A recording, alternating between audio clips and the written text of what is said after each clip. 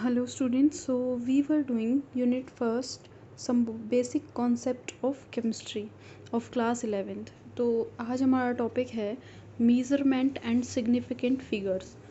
इसमें सबसे पहले क्या आता है, इसमें आता है accuracy and precision. मतलब ये एक तरीके से क्या है कि सैंपल के अंदर कौन सा सॉल्यूशन या कौन सा केमिकल किस अमाउंट में है उसको मीज़र करने के लिए एक तरीके से ये मीज़रमेंट है, एक्यूरेसी एंड प्रिसीजन. तो सबसे पहले देखते हैं एक्यूरेसी क्या होती है. It is a measure of difference between experimental value और the mean value of a set of measurement and true value. ये कहता है कि एक्यूरेसी क्या है, डिफरेंस है, ठीक है, मीन वैल्यू और ट्रू वैल्यू के बीच में. तो accuracy is equal to mean value minus true value. चलिए एक एग्जांपल लेके चलते हैं. मान लीजिए एक सैंपल है हमारे पास, ठीक है, कोई भी एक सैंपल है, उसके अंदर 20.30% क्लोराइड सॉल्यूशन है, ठीक है, 20.30% क्लोराइड सॉल्यूशन. अब हमने क्या किया, उसका केमिकल एनालिसिस किया. तो जब उसका केमिकल एनालिसिस किया तो हमने दो मेथड से किया. मान लीजिए एक था मेथड वन से हमने उसका केमिकल एनालिसिस किया और दूसरा था मेथड 2, उससे केमिकल एनालिसिस किया. तो जो 20.30 है, ठीक है, सैंपल के अंदर क्लोराइड की मात्रा कितनी है, 20.30 या 30%, ठीक है. तो ये जो है हमारी, ये क्या है, हमारी ट्रू वैल्यू है. अब जब मेथड 1 से हमने उसका केमिकल एनालिसिस किया तो हमने देखा कि क्लोराइड का जो अमाउंट है वो आ रहा है 20.60%, ठीक है. और जब दूसरे वाले से देखा तो आया 20.46%. दोनों मेथड से हो गया. तो अब हमें जानना है कि इनमें से कौन से मेथड से करेक्ट एक्यूरेट डाटा है. तो उसके लिए हम क्या करेंगे, हमारे पास क्या थी, एक्यूरेसी निकालनी है हमें. मीन वैल्यू कितनी है हमारे पास, फर्स्ट वाले की मीन वैल्यू है मेथड ए की 20.60 और ट्रू वैल्यू हमारे पास कितनी है 20.30, ठीक है. 20.60 माइनस 20.30 कितना आ गया, 20.30% मेथड ए से. दूसरा था मेथड बी से. मेथड बी से कितना है, 20.60 है. तो मीन वैल्यू कितनी है, 20.60 माइनस 20.30, यहाँ से कितना आ गया 0.16%. तो ए मेथड से आया 0.30%, बी से आया 0.16%, ठीक है. तो मोर एक्यूरेट कौन सा होगा. अब तो देखिए क्या कौन सा होगा more accurate, smaller the difference between mean value and true value. जितना कम डिफरेंस होगा मीन वैल्यू और ट्रू वैल्यू में उतनी ही ज़्यादा एक्यूरेसी होगी. तो किस में कम डिफरेंस है, बी वाले में कम डिफरेंस है. बी वाला कितना था 20.46 और हमारी ट्रू वैल्यू कितनी है 20.36. तो डिफरेंस कितना आया 0.16. तो कौन ज़्यादा एक्यूरेट, कौन सा मेथड ज़्यादा एक्यूरेट रहा, बी वाला मेथड ज़्यादा एक्यूरेट रहा, ठीक है. ये होती है एक्यूरेसी. और इसको क्या कहा जाता है, it also express the correctness of measurement, की जो हमने मीज़र किया है, जो मेथड हमने उसके एनालिसिस के लिए लगाया है, वो क्या है, वो मेथड, कौन सा मेथड ज़्यादा करेक्ट है. नेक्स्ट आता है प्रिसीजन. प्रिसीजन क्या होता है, it is the difference between. तो प्रिसीजन क्या है, हमारा डिफरेंस है मीजर्ड वैल्यू और अर्थमेटिक मीन वैल्यू में, ठीक है.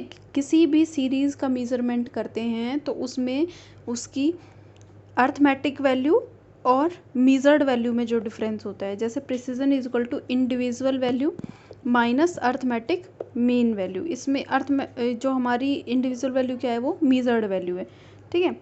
वही सेम होगा कि स्मॉलर द वैल्यू, जितनी ज़्यादा वैल्यू कम होगी, जितना ज़्यादा डिफरेंस कम होगा, उतना ही ज़्यादा ग्रेटर प्रिसीजन होगा. जितना कम डिफरेंस होगा उतना ही ज़्यादा जो हमारा क्या है प्रिसीजन है, वो उतना ही ज़्यादा कम होगा. जैसे अगर मैं एग्ज़ाम्पल लूँ, सेम पहले वाले का एग्ज़ाम्पल ले लेती हूँ कि क्या हुआ, जो मेथड ए था ना, फर्स्ट मेथड, उसमें क्या आया, 20.60 आ रहा था हमारी एक्यूरेसी, मतलब जो हमारी क्या है मीन वैल्यू आ रही थी वो, ठीक है. अब क्या हुआ, इसको जो बार बार एक्सपेरिमेंट करके देखा गया ना, तो जो वैल्यू है वो बार बार प्लस माइनस 0.05 या तो बढ़ी या घटी, प्लस माइनस इसीलिए लगाया, ठीक है। या तो ये वैल्यू माइनस 0.05 आ रही थी यानी कि 20.55, ठीक है। ओवरऑल क्या हो रहा था यहाँ पर कि ये 5 घट जा रही थी, ठीक है, या फिर 5 बढ़ जा रही थी। तो एक वैल्यू जो मेथड 1 से आई वो आई 20.6 प्लस माइनस 0.05। जब मेथड बी देखा हमने तो मेथड बी से हमारे पास आई 20.46 प्लस माइनस 0.15। अब कौन सा ज़्यादा है? 15 वाला ज़्यादा है, 0.05 वाला कम है। तो क्या हुआ, जो कम है वो ज़्यादा प्रिसाइज है, ठीक है, जो कम है वो ज़्यादा प्रिसाइज है। यही होगा, स्मॉलर द वैल्यू, जितना कम डिफरेंस होगा उतना ही ज़्यादा प्रिसीजन होगा। अब मेथड बी जो था वो मोर एक्यूरेट था और लेस प्रिसाइज था, ठीक है, लेस प्रिसाइज, और a less accurate and more precise, ठीक है। तो इस तरीके से ये होता है प्रिसीजन। नेक्स्ट आता है एक्सपोनेंशियल नंबर और साइंटिफिक नोटेशन। एक्सपोनेंशियल नंबर और साइंटिफिक नोटेशन क्या है कि कोई भी नंबर है उसको सिंपल फॉर्म में एक्सप्रेस करने के लिए हम साइंटिफिक नोटेशन या एक्सपोनेंशियल नंबर जो है उनका यूज़ करते हैं। एक्सपोनेंशियल फॉर्म और साइंटिफिक नोटेशन कैसे करते हैं, जैसे कि मान लीजिए हमारे पास ये टर्म दे रखी है भाई 1487.2। अब इसको मैं ऐसे लिख सकती हूँ 1.4872 इंटू 10⁻⁴, ऐसे लिख सकते हैं, लिखा जा सकता है ना। तो यही क्या होता है, इसी फॉर्म को मैंने एक्सपोनेंशियल फॉर्म में डाल दिया, जहाँ पर एक्सपोनेंट क्या है हमारा 3 है, exponent n is equal to क्या है 3 है, ठीक है, एक्सपोनेंट है 3। तो इस फॉर्म को क्या कहा जाता है, यही होती है कि हमारी साइंटिफिक नोटेशन।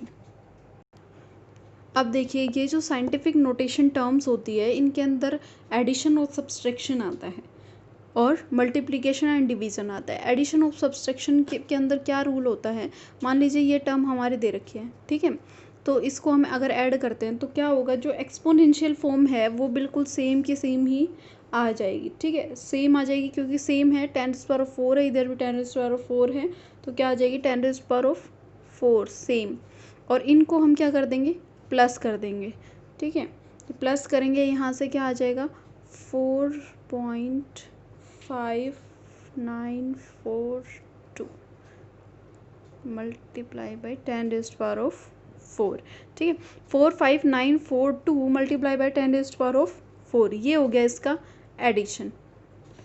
नेक्स्ट आता है सब्सट्रैक्शन। सब्सट्रैक्शन के अंदर क्या करेंगे हमें देखिए सबसे पहले हमें क्या करना था, जो पावर्स होती है ना उनको सेम करना पड़ता है, जो पावर हैं उनको सबसे पहले सेम करेंगे, उसके बाद ये होता है। तो 10⁻⁴ इधर है और इधर है 10⁻⁴, तो अब क्या करेंगे, इसको 10⁻⁴ में कन्वर्ट कर देंगे, इसको कर दिया 10⁻⁴ और इधर मैंने कर दिया 0.3582, सही है, ठीक है, माइनस 4.34 इंटू 10⁻⁴ हो गया। अब देखिए, अब इसको माइनस कर देते हैं, माइनस करके कितना आ जाएगा इधर 8778.3 इंटू 10⁻⁴, ये हो गया सब्सट्रैक्शन। ये होता है साइंटिफिक नोटेशन जो होती हैं उनके अंदर सब्सट्रैक्शन कैसे करते हैं और एडिशन कैसे करते हैं। जब सबसे पहले हमें क्या करना होता है, पावर को सेम करना पड़ेगा, देन वो सब्सट्रैक्ट और ऐड होंगे।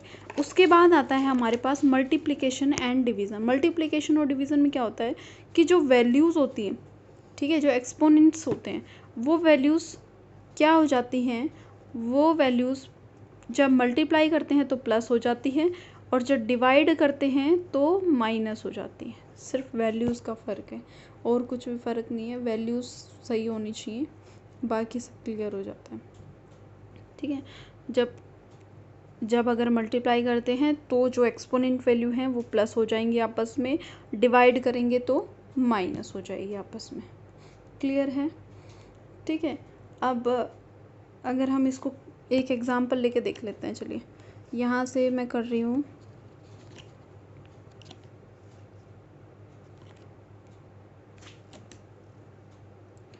2.4 इंटू 10⁻³ को मल्टीप्लाई करना है 5.6 इंटू 10⁻⁵ से। सबसे पहले एक्सपोनेंट्स कितने हैं? 3 और 5 प्लस कर दो, कितना आ जाएगा? 5 और 3 कितना होते हैं? 8 होता है। 8 कर दीजिए और इनको कर दीजिए मल्टीप्लाई, जो भी आएगा यहाँ आ जाएगा। आई थिंक इट्स अबाउट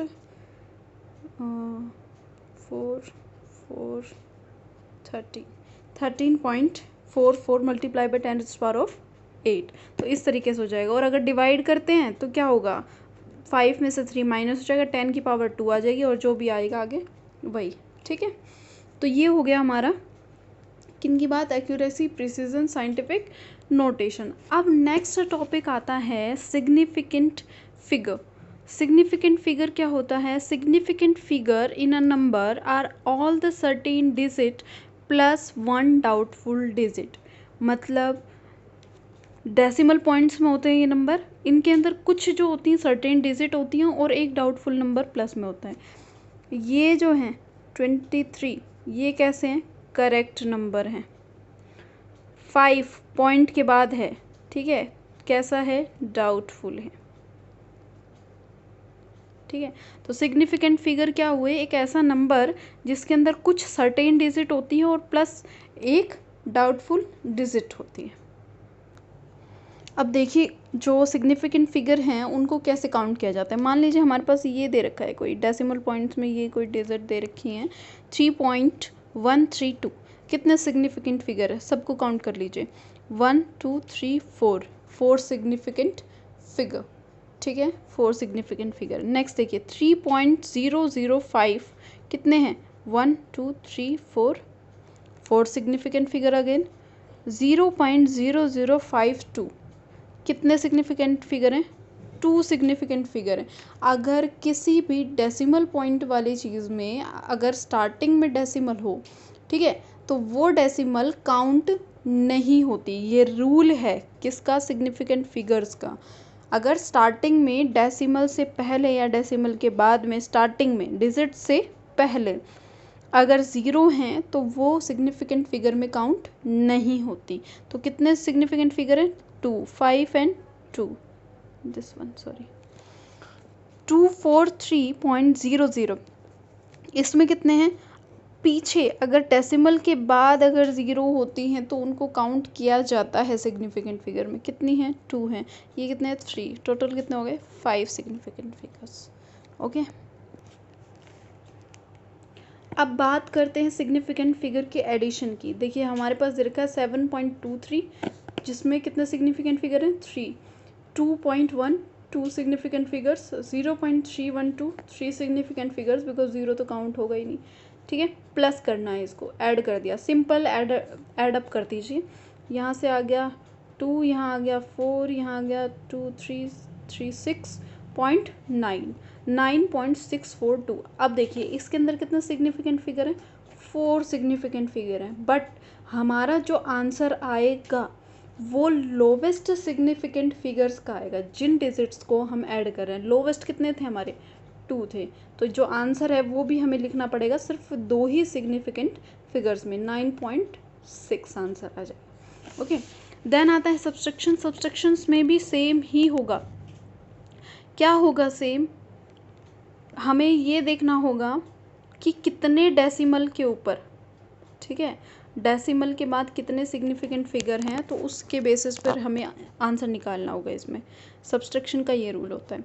देखिए ये हमें कोई डिजिट दी हुई थी, यहाँ पर हमें माइनस करना है 24.21 को। 4 सिग्निफिकेंट फिगर्स हैं, ठीक है, माइनस किया तो हमने क्या देखा? यहाँ डेसिमल के बाद कितनी डिजिट्स हैं?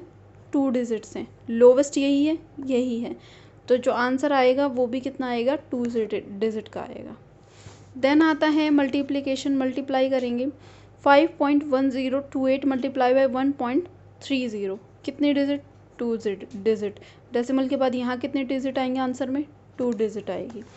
सेम डिवीज़न का, डिवीज़न में भी सेम आएगा। माइनस कर रहे थे 1.25 से, लास्ट डिजिट 2 डिजिट्स हैं, यहाँ भी 2 डिजिट नंबर आएगा आंसर में। फिर आता है rounding off rules. Rounding off rules में क्या आता है कि कई बार बहुत लंबी लंबी सीरीज़ हो जाती है तो हमें उन्हीं को शॉर्ट करके लिखना पड़ता है। तो देखिए 1.312 है, इसको कैसे लिख सकते हैं हम, 2 डेसिमल पॉइंट तक या 2 राउंड ऑफ फिगर्स तक क्या करेंगे, 3 1 2 हट जाएगा। 8.316 6 है, अगर 5 या 5 से ऊपर की डिजिट होती है तो आगे वाले नंबर में एक ऐड अप कर दिया जाता है, ठीक है, एक ऐड अप कर देंगे हम तो क्या आ जाएगा, यहाँ पे 1 की जगह 2 आ जाएगा। 8.375 8.375 यहाँ पर क्या है, 5 है।